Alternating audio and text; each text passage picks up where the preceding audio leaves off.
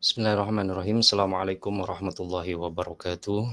Bismillah, alhamdulillah, wassalatu wassalamu ala rasulillah Sayyidina Muhammad ibn Abdullah wa alihi wa sahbihi wa mawalah, la hawla wa la quwata illa billah.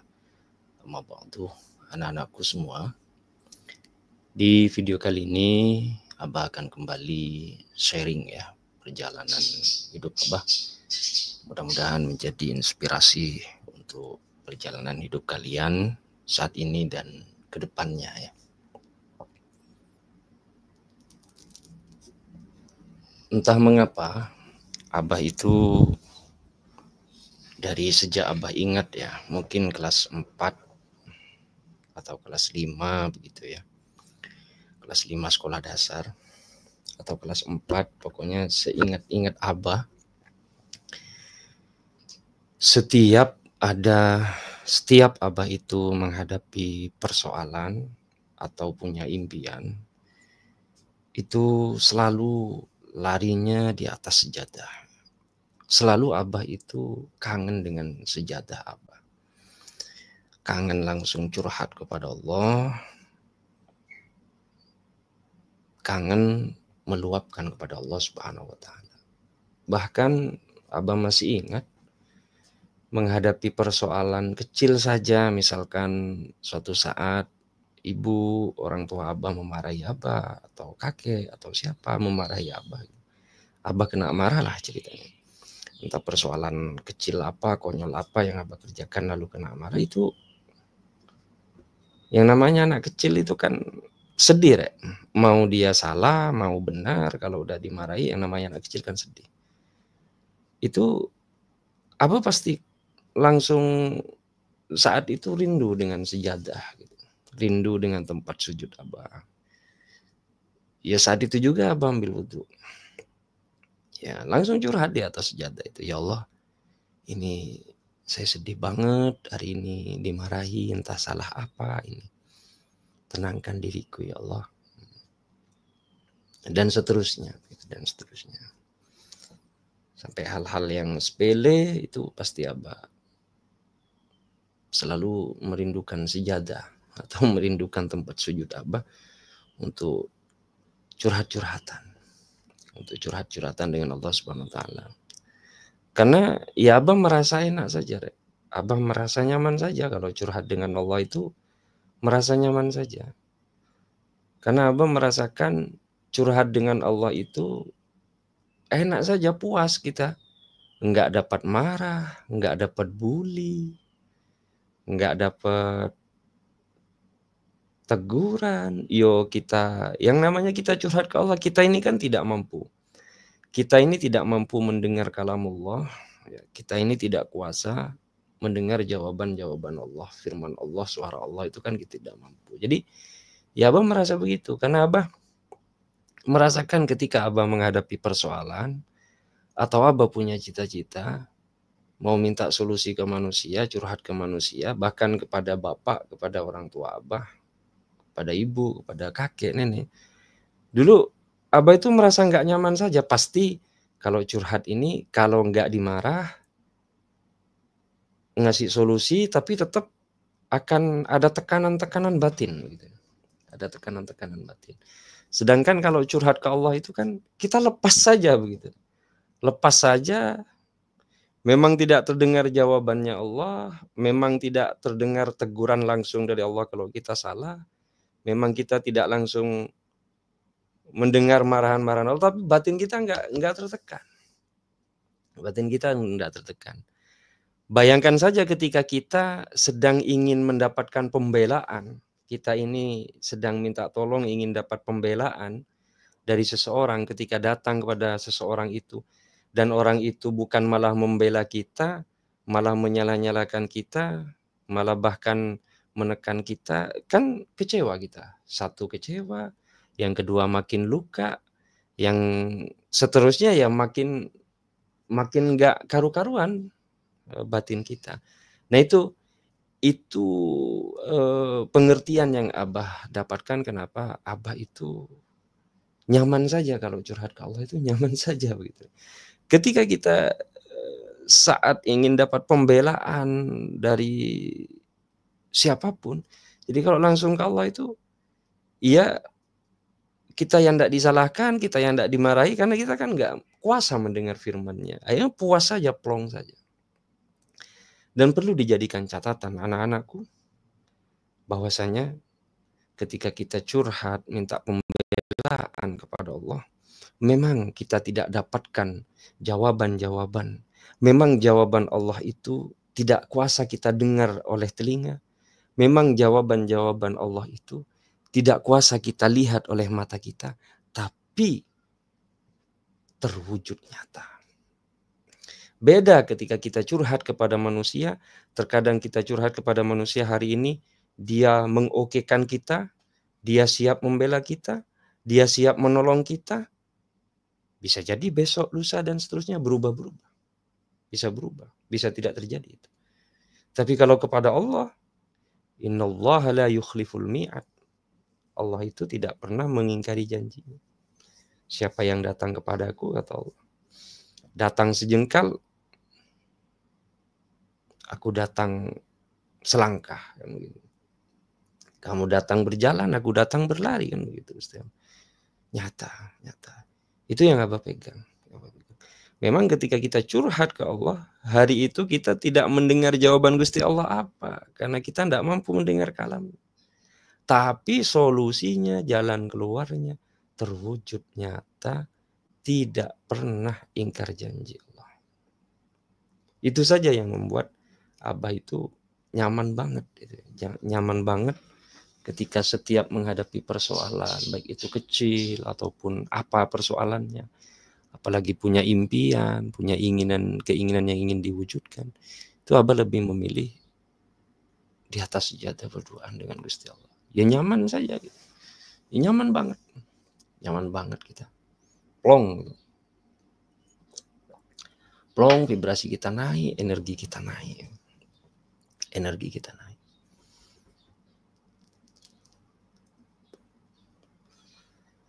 Sampai urusan-urusan kecil gitu. Langsung Abah itu, ya itulah yang Abah katakan tadi. Pokoknya setiap Abah itu punya impian atau sedang menghadapi kesedihan, spontan teringat sejadah. Ingin ngampar sejadah. Ingin cepat-cepat berwudu, ngampar sejadah. Berduaan dengan Gusti Allah. Ya. Mengucurkan air mata, di mana mengakui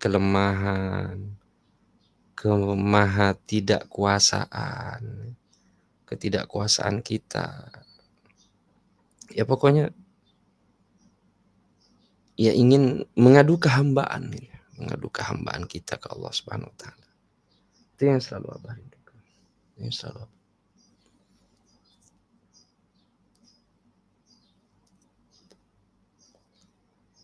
Makanya memang terkadang wejangan-wejangan Abah itu tidak bisa diterima oleh akal. Tapi kalau dikerjakan, terwujud nyata dan terbelalak kita melihat hasilnya.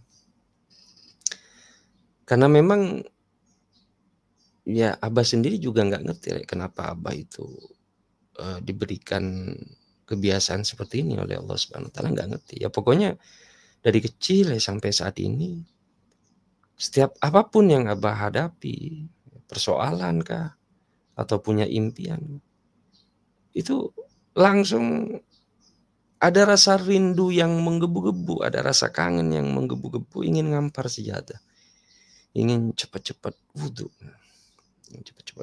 ingin ngampar sejadah. Dan Abah merasa nyaman sekali. Ketika ada unek-unek, ada sesuatu yang sesak di dada, itu kalau udah duduk di atas sejadah itu ya, langsung plong. Dan puas. Ya karena Abah merasa, wah ini kalau curhat ke orang, mau itu orang yang sayang ke kita atau orang tua kita, pasti tidak menemukan kepuasan. Walaupun beliau terkadang memberikan solusi.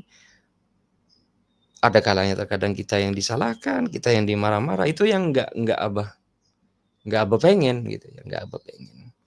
Sehingga Abah lebih memilih ya langsung aja sudah ke yang maha memberi hidup, yang maha memelihara, yang maha melindungi, yang maha memberi rizki, yang maha memberi kekayaan. Jadi langsung sajalah ke sana.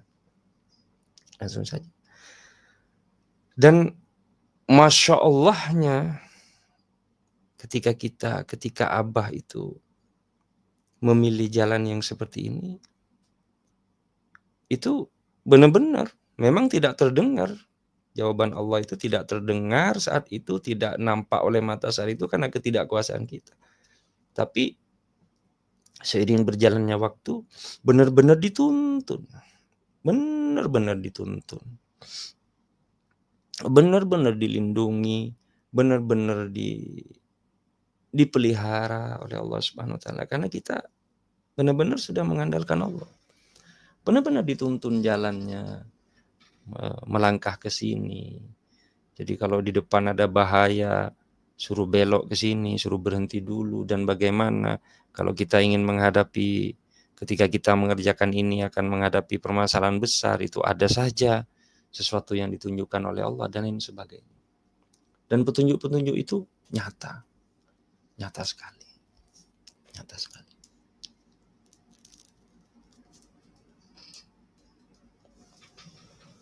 Dan nikmat banget ketika langsung ke Allah itu, ya Allah nikmat banget. Tidak ada kenikmatan yang lebih nikmat ketika kita sedang dekat sedekat-dekatnya tanpa celah kepada Allah Subhanahu wa taala.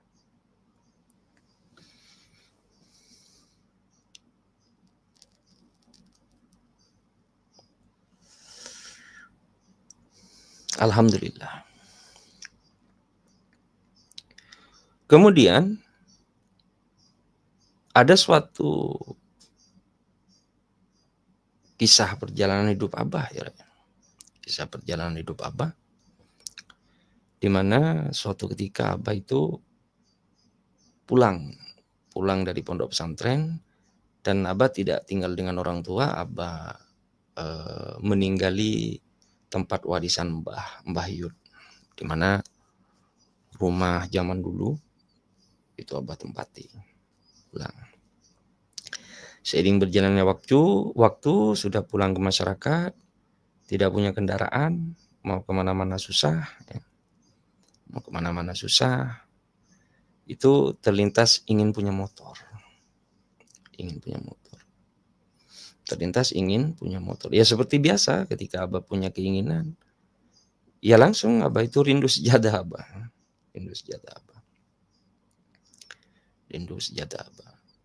Abah pada waktu itu, karena begitu pulang dari pondok itu kan ada surau di depan rumah itu, ya Abah ngajar ngaji anak-anak kecil itu, bantu Pak D ya. Ya habis ngajar anak-anak ngaji, habis isya langsung Abah sholat hajat, kemudian Abah sholawat dari 1.000, besok malamnya naik 5.000 sampai 10.000 terus begitu.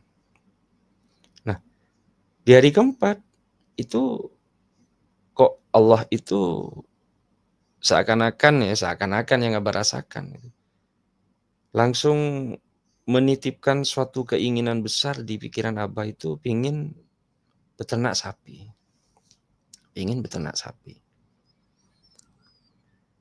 Akhirnya ngomong sama Bapak, Pak saya pengen nanak sapi bagi hasil. Ya udah itu aja dipelihara. Ya melihara lah punya Bapak gitu. Ya kata Bapak itu kan perjanjiannya, ya nanti kalau hamil anak pertama untukmu, nanti anak selanjutnya untuk Bapak. Perjanjian bagi hasil. Akhirnya hari kelima itu langsung melihara sapi. Namanya dari pesantren masih belajar ngarit. Masih ingat Abah ngarit pertama itu langsung tangan kena arit itu luka berdarah, Allah Akbar. Dia perban tangan itu, jari telunjuk kiri itu langsung kena arit. Ngarit belum dapat seberapa sudah kena. Diketawain sama Bapak itu, alah sok-sokan mau ngarit, nggak bisa ngarit. Tapi ya tetap nggak menyerah, Bang. Cuma luka kena arit ya diperban, masih bisa ngarit. Terus begitu, setiap malam Abah itu tetap meraung-raung dengan sholawat, minta ke Allah, ya Allah berikan jalan yang sangat mudah untuk bisa memiliki sepeda motor. Terus berjalan waktu, dapat 3 bulan, itu minta kawin si sapi ini. Akhirnya dikawin suntik. Berjalan 4-5 bulan ya jadi itu kandungan sapi. Jadi, nah di bulan kelima ini Allah lagi-lagi menitipkan ke Abah itu suatu keinginan ingin mencetak, bukan suatu keinginan deh, tapi ada suatu kesedihan dulu. Di bulan kelima itu musim hujan, di mana rumah warisan Mbah Yud itu kan sudah tua, jadi banyak yang bocor. Hujan deras bocor tengah malam. Coba kok sedih banget. Wah ini dilema. Hasil sapi ini apa harus beli motor dulu, apa harus perbaiki rumah ini dulu, rehab rumah ini dulu. Akhirnya berubah, curhatannya berubah. Yang 4 bulan terakhir kemarin itu setiap malam curhatannya pingin beli motor, berubah akhirnya curhatannya berubah, ya Allah ingin beli motor tapi rumah juga harus direnov, yang mana harus didahulukan ini ya Allah. Begitu doanya. Doanya begitu. Terus begitu ya. Ini perjalanan spiritual masih awal-awal apa seperti itu. Masih sangat miskin ilmu pada waktu itu. Akhirnya tak lama selang beberapa hari Allah itu menitipkan sesuatu lagi di diri Abah itu, kepingin banget ingin mencetak bata. Kan kalau renov rumah itu butuh bata merah ya, kalau di Jawa. Akhirnya diketahui lagi sama Bapak, minta dibelikan cangkul, minta tanah yang kosong untuk dibuat bata, dikasih, bikin bata itu. Jadi di pagi hari Abah itu ngarit, pulang ngarit, sholat duha dan lain sebagainya. Nanti di sore hari itu Abah bikin lumpurnya untuk dicetak batanya.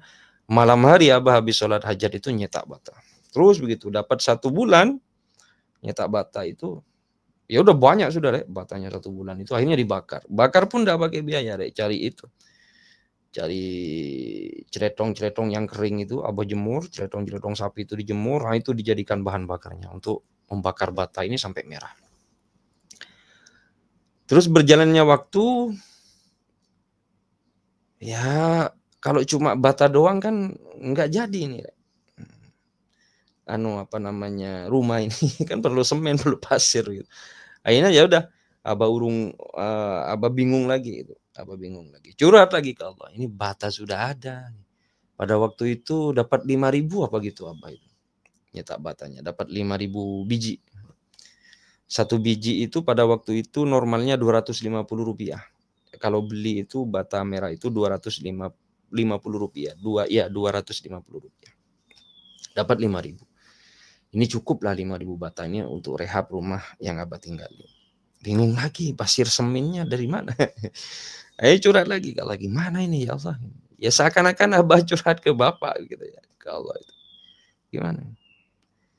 Selang beberapa hari Allah menitipkan sesuatu keinginan lain dalam diri Abah.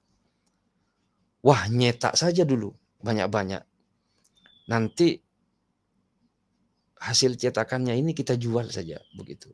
Wah, akhirnya nyetak lagi, nyetak sampai 2 bulan itu nyetak. Bahkan sampai anak sapi itu lahir, Abah masih nyetak bata. Dapatlah pada waktu itu 15.000 atau 20.000 bata begitu. Dapat 20.000 bata. Itu sendirian ya Abah, sendirian. Demi Allah sendirian, tidak dibantu oleh siapapun. Bapak itu memang mengajarkan mandiri, ketawa saja lihat Abah itu nyetak bata. Sampai jurangnya itu dalam banget Abah bikin.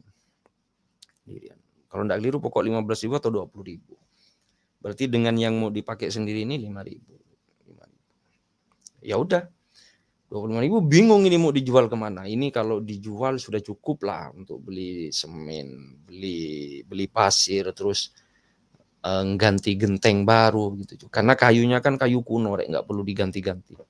Abah itu cuma pengen mengganti dindingnya yang udah bolong-bolong, mau diganti tembok, kemudian ganti genteng baru. Bingung sudah. Akhirnya anak sapi ini kan udah punya Abah nih, punya anak sapi waktu. Ya udah, akhirnya Abah mengubur semua impian Abah itu. Ya wes lah ya Allah gitu. Jadi curhatnya sudah lain, kalau ya sudah ya Allah, aku sekarang ingin beli motor, aku ingin melupakan mau rehab rumah, biarlah bocor-bocor, yang penting masih bisa ditempati untuk tidur, tidak kepanasan. Aku akan anggap nyetak bata ini menjadi pekerjaanku, dan ngarit ini juga menjadi pekerjaanku. Sudah, aku akan lanjut terus ini.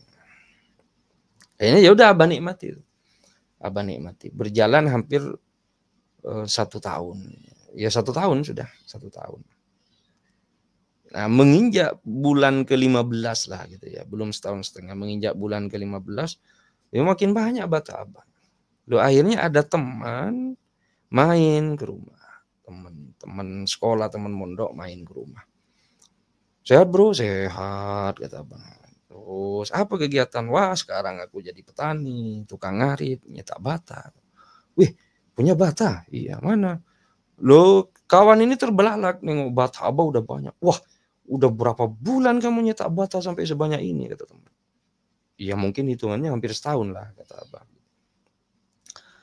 Berapa bro? Ini bro, batamu ini tebal memang karena Abah itu memang beda, karena Abah itu kan dulu nyetaknya bukan untuk bisnis ya, berarti cetakan Abah itu lebih tebal daripada biasanya. Tebal banget punyamu nih. Mau dijual kah? Iya, kalau laku tetap dijual. Dari kemarin aku cari pembeli. Gimana cara jualnya? Oh, gampang, tenang. Pak Deku memang lagi pengen bangun ini katanya, bangun rumah untuk kos-kosan katanya. Kebetulan Pak D-nya kawan ini dekat dengan kampus-kampus gitu di daerah kota. Rumah Abah kan kampung. Oh ya sudahlah, nanti aku tawarkan, kata teman. Nah, akhirnya dia pagi ke rumah, sore langsung datang dengan Pak D-nya itu. Langsung bawa itu engkel, bukan truk, engkel lebih besar dari pickup. Gimana Jong? Katanya mau dijual batanya, katanya Pak D-nya. Oh iya, berapa Pak D? Ya udah 500 karena batamu ini tebal. Ini satu bata ini seperti 2 bata pada umumnya yang dijual. Wah, seneng banget Abah. Biasanya 250, ini diambil 500 ini sama Pak D-nya teman. Akhirnya diangkut semua cuma sisa 5.000 itu. Cuma sisa 5.000 itu. Masya Allah, tidak disangka-sangka hasil dari penjualan bata itu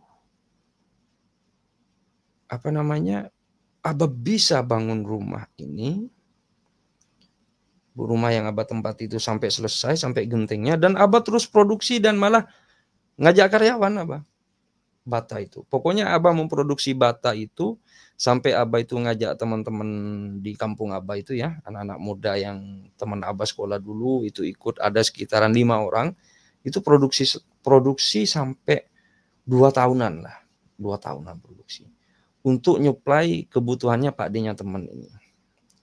Walaupun setelah itu nggak produksi lagi karena memang tanahnya sudah menjadi lubang yang sangat besar, dilarang oleh Bapak pada waktu. Nggak usah, nanti cukup dulu lah. Gitu. Yang penting Pak D-nya temanmu ini udah selesai, udah cukup produksi batanya. Habis ini nanti ini tanahnya nih. Kita kita timbun-timbun dulu pakai sampah, pakai apa, pakai celetong biasanya dibuang di situ. Dan akhirnya ya Masya Allah terwujud semua, Abah. Terwujud semua. Alhamdulillah. Apa yang Abah impikan, yang Abah curhatkan itu terwujud semua. Terwujud semua. Dan perlu digarisbawahi Di sepanjang abad 2 tahun memproduksi bata itu juga terjadi rezeki-rezeki yang nggak disangka-sangka gitu. Rezeki-rezeki yang nggak disangka-sangka. Ya kode langit lah kata kalian. Banyak di situ. Nah inilah Gusti Allah ya. Ketika kita itu dititipi suatu keinginan ingin bergerak di kode bumi, kemudian kita jalani itu, dari situ kode-kode langit datang. Kode-kode langit datang. Lo bayangkan Abah itu 2 tahun itu tidak nyampe ngerogoh kocek untuk beli rokok, ya untuk makan, ya untuk ini, untuk biayai teman-teman yang jadi karyawan Abah ini, itu yang nyetak bata itu, makannya, rokoknya itu enggak sampai ngerogoh kocek. Ada saja rezeki-rezeki Abah itu min haitsu la yahtasib. Sepanjang perjalanan memproduksi bata dan sambil ngarit itu Abah. Ada saja, banyak saja rezekinya. Abah yang diundang mimpin doa, Abah yang diundang ngisi pengajian, Abah yang nggak tahu dari dulu memang dianugerahi bisa ini bisa apa menjadi syariat orang-orang yang sakit ya, minta air tawar rumah dan lain sebagainya. Itu berjalan. Padahal sebelumnya nggak ada itu. sebelum Abah bergerak di kode bumi nggak ada itu, sepi. Makanya kita tidak boleh malas-malesan, kita tidak boleh berpangku tangan, kita tetap harus berikhtiar lahir. Nah, ketika kita sudah totalitas di ikhtiar lahiriah kita itu, kode bumi itu, disitulah kode-kode langit didatangkan oleh Allah dengan satu syarat, kita benar-benar ada waktu istiqomah, ya, istiqomah di atas sejadah walaupun setengah jam setiap harinya. Selebihnya ya udah qomat qamit aja sudah. Seperti yang Abah ajarkan ke kalian, ya qomat qamit aja sudah Abah. Qomat qamit aja. Dan sampai membangun 2 rumah malah jadi 2 rumah itu. Yang awalnya Abah itu punya impian itu ya, ngerenov 1 yang rumah warisan Mbah itu. Akhirnya 2 rumah yang di sampingnya itu rehab juga. Nah inilah ketika kita meminta satu ke Allah, kalau Allah sudah berkehendak, ya Masya Allah bisa 2, bahkan bisa 3, sesuai dengan keyakinan kita, keistiqomahan kita, dan ya ikhlasnya kita. Karena walaupun bagaimana, energi ikhlas itu adalah paling utama dari setiap apa yang kita kerjakan. Nah, begitu dulu ya, sharing-sharing di episode ini. Ya, nantilah di episode berikutnya kita lanjut lagi lah ya. Ngobrol santai sama Abah. Mudah-mudahan manfaat.